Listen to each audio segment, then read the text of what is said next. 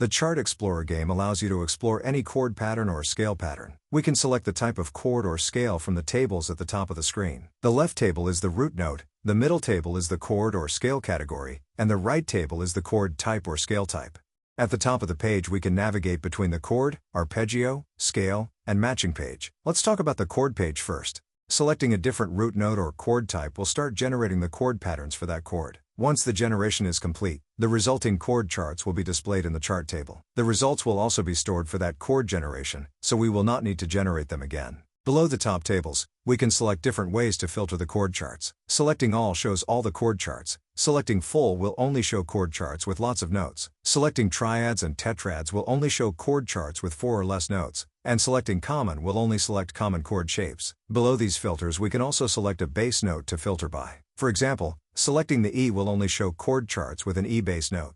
Now let's look at the chord chart table itself. Selecting a chord chart will update the fretboard with the notes for the chord chart. A blue star next to a chart signifies that it is a commonly used chord chart. If we want to remove a common chord chart, then we can tap the blue star. This will cause the chord chart to appear further in the list.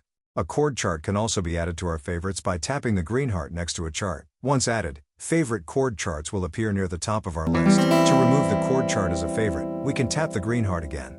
Now let's talk about the scale page. Just like the chord page, we can select a root note and scale type. Also, we can search for the scale type that we want by using the search bar. The scale chart table shows us different patterns for the selected scale depending on the option we have selected. The caged option shows us caged patterns. The extended option and forward patterns show other popular patterns for scales. Selecting one of these patterns will update the fretboard at the bottom.